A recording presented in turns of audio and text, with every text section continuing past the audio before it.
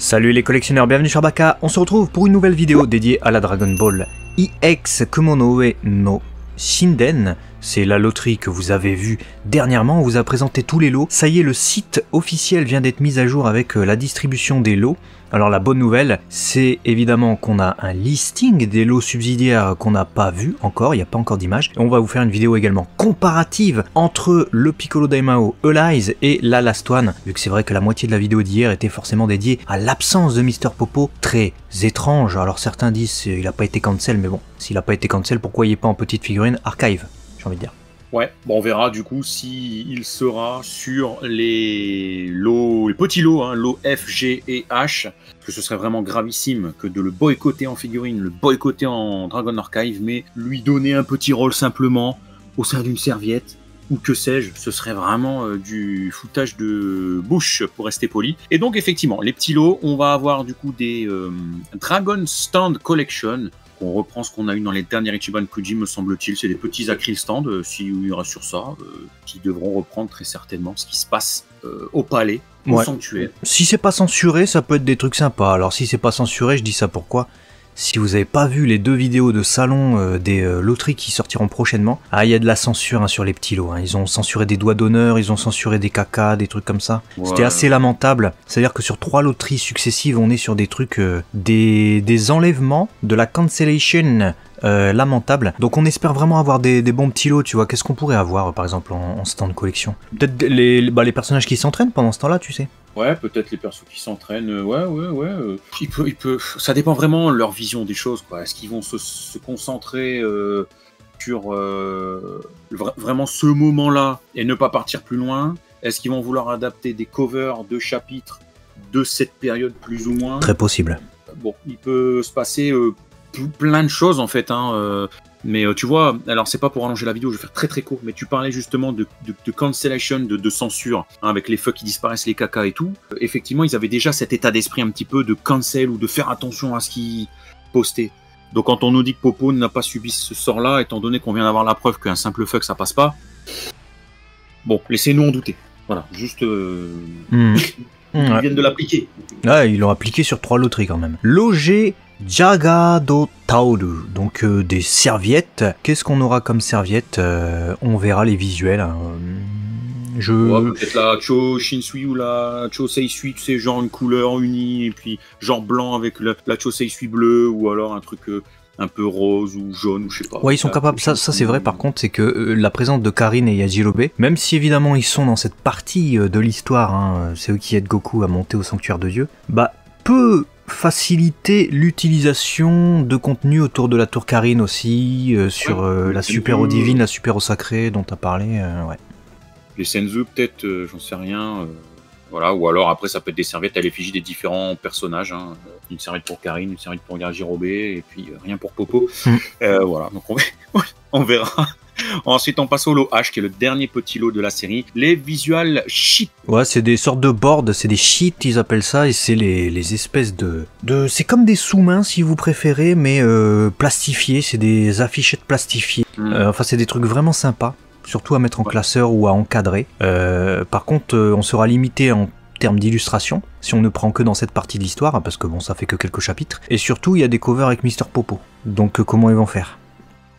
Bah écoute, ce sera l'occasion de voir. Franchement, je vais te dire une chose, et après on va passer au comparatif. Si vraiment on a du Popo sur tous les petits lots subsidiaires, et donc en fait, ils nous font salam alek de ne pas le faire en figurine, mais de l'imprimer sur toutes les illustrations des petits lots, t'as envie de dire, bah vous avez un problème avec Popo ou vous n'en avez pas en fait. C'est pas que ça me frustrerait davantage, parce que de toute façon je m'en remettrai pas de ce qui s'est passé, mais je comprendrais encore moins en fait. On est d'accord. On va voir du coup le comparatif tant attendu entre cette Last One qui a été révélé du coup hier. On vous a fait une vidéo, vous l'avez compris, mais on a parlé à moitié du choix de la Last One et on a donné nos avis également sur la présence d'un Piccolo Daimao sur un trône. On reviendra pas dessus. Cette fois du coup on va vous faire un comparatif avec la meilleure figurine sortie dernièrement. J'insiste sur le dernièrement en majuscule, de Piccolo Daimao sur un trône, c'est-à-dire cette Dragon Ball Alize Piccolo Daimao version C, puisqu'il y en a 3, hein. Il y a la A, il est jeune, il y a la B, il crache un œuf, et il y a la C, c'est cette version qui va seule ou avec une bonus part, la bonus part étant le groupe de Pilaf qui est devant lui. Ce qui explique du coup qu'il regarde un peu vers le bas ce Piccolo Daimao. Il y a évidemment d'autres Piccolo Daimao qui sont sortis en Tokyo Toys Festival et tout ça, on vous a déjà fait du contenu là-dessus. On va comparer. Eh ben écoutez, c'est parti. Déjà la première chose qui saute aux yeux, avant de parler du sculpte, je trouve c'est quand même les couleurs. Parce que là on n'est pas sur des protos, on est sur de la couleur, donc on peut tout de suite voir la différence de teinte sur bien des endroits. Déjà le jaune des parties de ses bras notamment, et même de ce qui dépasse de ses jambes. Bah, t'auras la Ichiban Kuji qui part sur quelque chose de plus beige, de plus pâle, là où la Alize part sur quelque chose de beaucoup plus vif. On est presque sur un jaune vif, pas très loin du moins. Et c'est vrai que quand on regarde d'un côté le manga, d'un côté l'animé, pour le coup, cette partie-là, la Ichiban Kuji l'emporterait. Ouais, je suis d'accord. Pour les parties beige, on va dire, qui sont sur ces parties striées, sur les bras et tout ça, c'est clairement la Ichiban Kuji qui fait le mieux. La couleur, en tout cas sur ce qu'on voit là, c'est-à-dire que on est sur le prototype, on n'est pas sur la version finale qui sera commercialisée, bien évidemment. Mais en tout cas, niveau couleur, c'est beaucoup plus fidèle à l'animé, sachant qu'on est, et on insiste dessus, sur les couleurs de l'animé. Voilà. Ça, cet Ichiban Kuji, de toute manière, toutes les Ichiban Kuji sont couleur animée, sauf pour les personnages qui sortent en version alternative, Yamcha avec le Dogi du manga, le Goku Eye Catch qui est sorti en 2 versions avec une version manga également, etc. Mais généralement c'est la version animée. Pour ce qui est du vert après, voyez que sur ce double visuel on a 2 types de verres différents, c'est normal, ça c'est le Piccolo Daimao version manga. Mais nous on va s'attarder sur celui-ci, ce vieux à gauche. Ouais, bah écoute, dans les 2 cas, on est presque même pas sur le bon vert. Donc... ils sont partis sur une sorte de... Je te donnerai, j'ai trouvé un truc là qui dépeint les verts parce que j'avais besoin d'avoir le nuancier des verts. On est presque pour la live sur ce qu'ils appellent un vert canard. C'est un vert entre le vert irlandais et le vert canard. Là où finalement l'animé est pas si éloigné que ça pour le vieux du moins du manga, même si bon la teinte est pas la même non plus. Et je trouve que le vert est presque plus vert olive, vert kaki, tu verras, ou vert bouteille, tu choisiras, mais tu verras les teintes que je t'envoie. Donc en fait, les 2 cas, c'est pas un vert qui me satisfait à 100%. Je suis pas en mode « Ah, c'est le vert !» Wow, je le vois, c'est... Non, il est trop... pas assez pâle, en fait, je trouve. Ouais, moi je suis globalement d'accord, c'est pas le bon vert sur le Piccolo Daimao. Après c'est vrai, vous pouvez nous dire qu'on pinaille parce que la Alize quand même est très bien. Je trouve qu'elle est assez proche finalement de l'animé. C'est ce qu'on attend. Là où Ichiban Kuji, c'est vrai que c'est pas du tout le bon vert. Mais alors vraiment pas du tout, parce que là il est sur le vert de Piccolo. En fait il est juste sur le vert de Piccolo de Dragon Ball Z. Qui sort en figurine habituellement, alors que Piccolo Daimao c'est vraiment un vert plus pété, tu vois. Tu sens la vieillesse dans la couleur. Ouais. Non mais c'est vrai, c'est ça que j'aime bien justement chez Piccolo Daimao, c'est que il y a ce que tu dis, il y a ce vert pété, ce vert sali, ce vert passé un peu, tu vois. La vivacité de la vie d'un verre pétant, c'est un peu éteint et ça se ressent jusqu'à la pigmentation de la peau. C'est ça que j'aime ressentir. Donc quand tu me le fais vert flash, bon attention, on est d'accord, c'est bien, mais bon, faut souligner, on est là pour comparer, on est là pour essayer d'isoler les points forts, les points faibles. J'en ai un autre à te donner. La Alize, la cape, elle tire sur le rosé, le magenta, voilà, très bien, c'est ce qu'il faut pour l'animé. Pourquoi ils nous ont fait une cape rouge fluo comme le manga finalement pour la Ichiban Kuji? Bah ouais, bonne question, c'est vrai que ça tire beaucoup plus sur le rouge qu'on peut observer dans la version couleur du manga notamment. On a ce rouge, il est pas totalement pétant mais c'est un rouge un peu crimson on va dire. C'est celui qu'on retrouve aussi sur la Ichiban Kuji, c'est pas un mauvais rouge, c'est un beau rouge à l'œil. Mais c'est pas le rouge de l'animé. Pour une figurine qui est censée adapter l'animé, on voit voilà, sur ces images de l'animé, vous voyez bien que ça tire davantage vers le magenta. On est sur une teinte plus rosée, qu'on retrouve un peu plus quand même sur la Alize. Donc pour ce coup-ci, je trouve que le point va à la Alize. Et pour ce qui est du manteau, vous voyez dans l'animé qu'on est vraiment sur un bleu marine. C'est le bleu nuit, tu vois, très... uni, quoi. Il n'y a même pas de détails dedans, mais bon, peu importe, c'est ce bleu vraiment très caractéristique, le dark blue, comme on appelle ça en anglais. Est-ce qu'il se retrouve sur la Kuji? Est-ce qu'il se retrouve sur la Alize? L'effet est là, parce qu'ils apportent du brush, ils apportent de la différence. Sur les parties un peu plus sombres, je trouve qu'on y est un peu plus sur la Elize, parce que j'ai l'impression que la Ichiban Kuji, elle a un côté un peu plus violet. Enfin, il a une pointe de violet, en fait, dans son truc. Mm. Il n'y a pas de violet, hein. Même dans le manga, c'est un bleu, c'est un autre type de bleu, mais bleu royal presque, je crois, on dit. Enfin, je suis pas sûr, mais bon, voilà. Mais il n'y a pas cette pointe de violet, de violine. Il n'y a pas.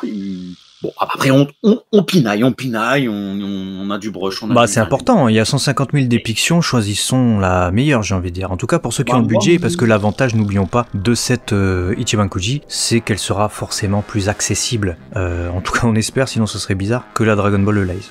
Bah, je préfère peut-être la Elize. Sur le bleu, ouais. Bah, moi, je préfère la Elize également. Je trouve que c'est beaucoup plus proche de l'animé.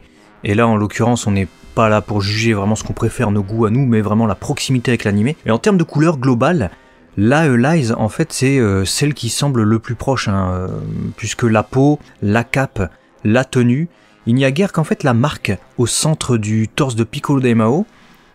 Sur la Elize, le fond est blanc. Dans l'animé, on est plus sur un blanc cassé, quoi. On est vraiment sur une couleur presque jaunie, qu'on retrouve un peu plus sur la Ichiban Kuji, pour le coup. Exactement. C'est le petit détail qui fait la différence. Et puis, pour ce qui est du trône, de manière générale, bah écoute, les deux ont une proposition, j'ai envie de dire, différente. Les deux ont quelque chose. Je saurais pas te dire vraiment laquelle a l'air d'être la plus formidable. Il y a beaucoup plus de travail en termes de peinture, hein, sur la Elize. On le voit, hein, les dégradés de gris, le creuset, les petits traits, les liserés. Ça m'a l'air quand même plus travaillé. Mais pour autant, j'en suis pas à dire que la version Ichiban Kuji a ce quelque chose de mauvais. Donc, je préfère peut-être la Elize, parce que peut-être plus travaillé, mais en même temps, il y a quelque chose d'un peu plus clean qui ne me dérange pas dans l'Ichiban Kuji. C'est vraiment... Je sais pas. Deux salles, deux ambiances pour le coup, le trône. Moi, je comprends. Moi, je préfère aussi la version Elize pour cet aspect plus... ancien, plus tu sens vraiment la matière, il y a une sorte de dégradé de peinture partout qui fait des ombres intéressantes, ce qu'on ne retrouve pas sur la Kuji. La Kuji en fait fait plus propre. On a vraiment l'impression d'avoir une dépiction, tu sais, d'un animé récent de Dragon Ball qui aurait dépeint la scène. Et le dernier bon point qu'on peut lui accorder aussi, c'est les chaussons qui sont beaucoup plus proches de l'animé sur la version Ichiban Kuji pour le coup, en termes de couleur marron, plutôt que la Elize. Après, pour ce qui est du character design de Piccolo Daimao, son visage, ça évidemment, c'est ce qui va faire aussi que vous l'achetiez ou non, j'imagine. Mais si l'on compare en tout cas avec le manga, parce que le character design initial c'est celui du manga, on va quitter un peu l'animé, mais juste pour une seule bonne raison, c'est que le manga, bon, c'est l'auteur qui a défini à quoi ressemblait le personnage. Donc on va regarder dans ses premiers instants, il a une tête vraiment très allongée, un crâne proéminent, j'ai envie de dire très haut, beaucoup de rides, un visage très sérieux et très maléfique même lorsqu'il sourit. J'aurais tendance à donner mon point en tout cas pour le visage du personnage à la Elize encore une fois. Même si je trouve sympa la Ichiban Kuji, mais je la trouve encore une fois dans une dépiction peut-être un peu plus récente encore une fois. Je suis totalement d'accord. Je trouve que je retrouve un peu plus cette, tu sais, cette tête larvesque là, très très longiligne, extraterrestre. Je la retrouve plus sur le côté Elize. Là où en fait dans la Ichiban Kuji, il faudrait le voir de côté, voir si on ressent un peu plus cette tête étirée vers l'arrière. Enfin j'exagère, mais vous m'avez compris. Parce qu'en fait elle me fait plus penser la Ichiban Kuji finalement à Kami, donc à Dieu, mais dans ce qu'un bon animateur de Dragon Ball Z aurait pu faire de son visage. Tu vois ce que je veux dire ? Voilà. Donc il est très bien fait, mais je vois encore un peu trop Kami. Là où en fait dans la Elize, je vois vraiment Piccolo Daimao.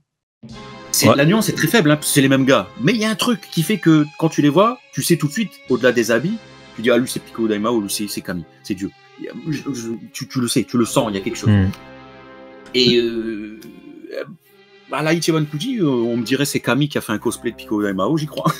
Ouais, bah tu sais, je suis en train de me demander, bon, on a vu les plans de l'animé, vous les avez vus tout à l'heure de Piccolo Daimao. Je suis en train de me demander s'ils n'ont pas tiré le moule peut-être du character design de Kami dans l'animé justement, parce que c'est vrai que c'est totalement la même forme de visage récente, etc. On n'a pas le long crâne et tout ça qu'on a au tout début de l'animé, donc c'est vrai qu'il est pour le coup assez proche de ce qu'on voit dans l'animé avec le character design de Minoru Maeda, mais pour Dieu, pour Kami. Ouais, c'est exactement ce que j'avais en tête, donc bon voilà, comme quoi on est raccord, on a réussi à isoler le truc, donc Bon, bilan des comptes. De très bons points pour l'Ichiban Kuji, pour le coup. Hein, on ne lui enlève rien sur sa superbe. Mais je pense qu'on est d'accord que, pour le coup, on est plutôt team Elize. Ouais, en tout cas, pour ce qui nous concerne, ouais. Après, la Elize est très chère. Si vous la voulez avec bonus parts, c'est plus de 300 €. Si vous la voulez sans bonus parts, la figurine est déjà assez chère. On est 150-200. Après, les frais de port, ça doit être du 100 €. Il y a la douane et tout ça. Donc, elle est très très chère. C'est sûr que rapport qualité-prix, ça sera la Ichiban Kuji qui va forcément l'emporter, je pense. Parce que même si elle s'envole jusqu'à 120 €, ce qui n'est pas impossible, il est sur un trône. On connaît pas encore la taille également. Elle pourra être très imposante, c'est une Last One. Bon, la Ichiban Kuji va forcément être plus accessible. Voilà. Après, dites-nous vos préférences dans les commentaires, on vous lira. Et puis n'oublions pas qu'il y a d'autres figurines de Piccolo de Mao, même qui ne sont pas de taille moyenne. Là, on a voulu s'attarder sur celle-ci parce que ce sont les deux figurines assez semblables, d'une taille qui sera grosso modo pas très éloignée, on imagine. On est sur de la taille moyenne, quoi, de la taille de figurines type Kuji, Elize, tout ça. Dites-nous vos préférences dans les commentaires. Et on se retrouve très vite sur Abaka, la chaîne des collectionneurs. Si vous êtes abonné, bien sûr. Mais oui, à bientôt.